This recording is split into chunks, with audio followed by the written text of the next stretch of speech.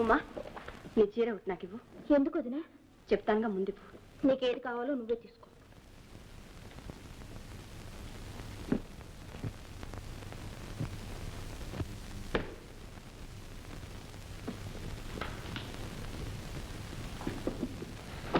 అమ్మా చూడమ్మా, ఈ పెట్టెలో నీ నగలు డబ్బు అంతా పెట్టాను. ఇది నీ దగ్గరే ఉంచుకో.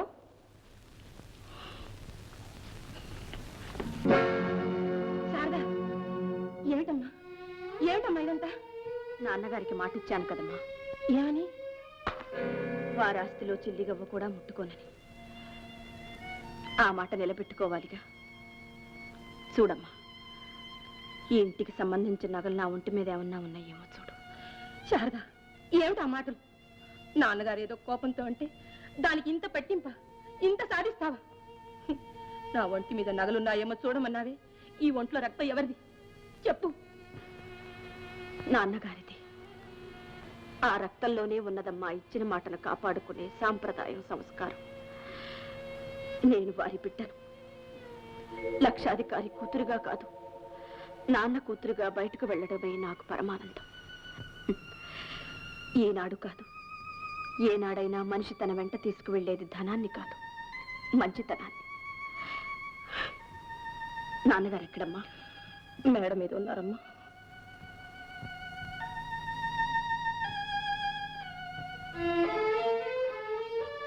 నాన్న,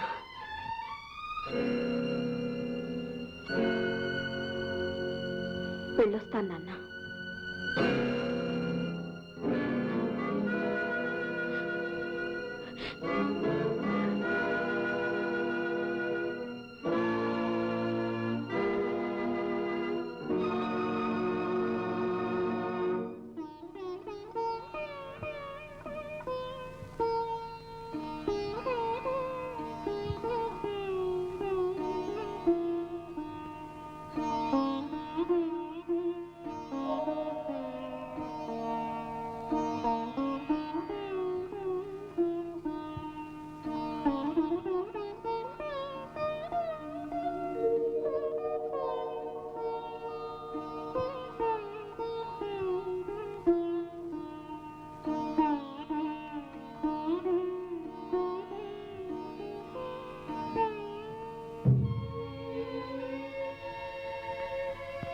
చిన్నమ్మగారు, కారు అక్కర్లేదు డ్రైవర్. శారదా, ఏమిటి ఆ పట్టుదల? కారులో వెళ్ళకూడదా? నీకు తెలియదమ్మా, నేను పేదవాళ్ళింటి కోడల్ని. జీవితం అంతా ఇక నడవాల్సే ఉంటుంది. ఆ నడక పుట్టింటి దగ్గర నుంచే ప్రారంభిస్తాను. వస్తానమ్మా.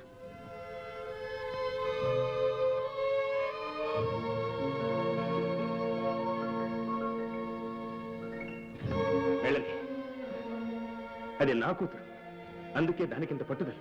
స్టేషన్ దాకా వెళ్ళి సాగనంపి వద్దాం రండి. రెక్కలొచ్చాయని ఎగిరిపోయేదాన్ని సాగనపడం దీనికి. పోనీ పోనీ.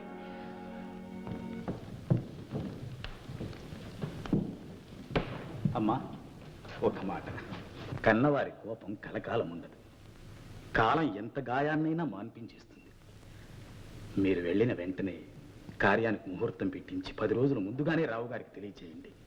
ఆయన రాకూడదనుకున్న శారద మీద ఆయనకున్న పాశం ఆయన లాక్కొస్తుంది. దూరం ఆలోచించి చెప్తున్నాను. సరేనమ్మా? అలాగేనండి. వెళ్ళొస్తాను విశ్వం, వెళ్ళొస్తానమ్మా Sharada. Good luck to you. Hello మామయ్య. అరే, నా టెలిగ్రామ్ అంది అందుకని ఏర్పాట్లే చేసామన్నమాట. ముహూర్తం ఇప్పుడు మామయ్య. అదేమిటి మామయ్య, శారద ఎక్కడా? నిన్నే మామయ్య, శారద ఎక్కడా? శారద చచ్చిపోయింది. నీకు నాకు చచ్చిపోయిన దాని కిందే జమ. మావయ్య? అవును శేఖర్, చిన్నప్పటి నుంచి నేను పెంచుకున్న ఆశలన్నీ తెగతింపులు చేసి ఆస్తి ఐశ్వర్యం అక్కర్లేదు, నా పరువు ప్రతిష్ట మంట గలిపి నన్ను ఎదిరించి ఎవరో ఒక నిర్భాగ్యుడిని పెళ్లి చేసుకుని ఇంట్లో నుంచి వెళ్ళిపోయింది. శేఖర్, శారద నీకిచ్చి పెళ్లి చేస్తానని మాటిచ్చాను. జీవితంలో మొదటిసారిగా ఇచ్చిన మాట నిలబెట్టుకోలేకపోయాను. క్షమించు శేఖర్, నన్ను క్షమించు. శేఖర్, నువ్వు కూడా వెళ్ళిపోతున్నావు. వద్దు, వెళ్ళొద్దు. ఇంకా ఏముంది మావయ్య నాకు ఇక్కడ? ఎన్నో రోజులుగా పోగు చేసుకున్న కలలన్నీ కరిగి చెల్లా చెదరైపోయాయి. ఎన్నెన్నో ఆశలతో రెక్కలు కట్టుకుని ఎగిరి వచ్చాం. ఇప్పుడు ఆ రెక్కలన్నీ విరిగిపోయినాయి. ఇంకా ఇంట్లో ఒక క్షణం కూడా నేను ఉండలేను మావయ్య. క్షమించు. శేఖర్, శేఖర్.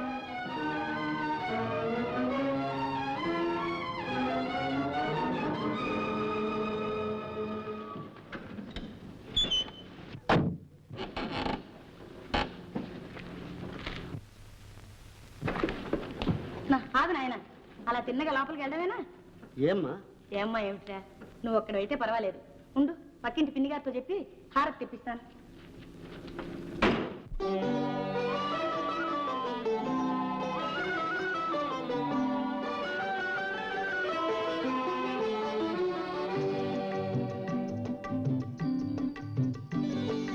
కొత్త పెళ్లి కూతురారా, నీ కుడి కాలు ముందు మోపిరారా, గుణవతి కులసతీరారా, నువ్వు కోరుకున్న కోడల కూరారా.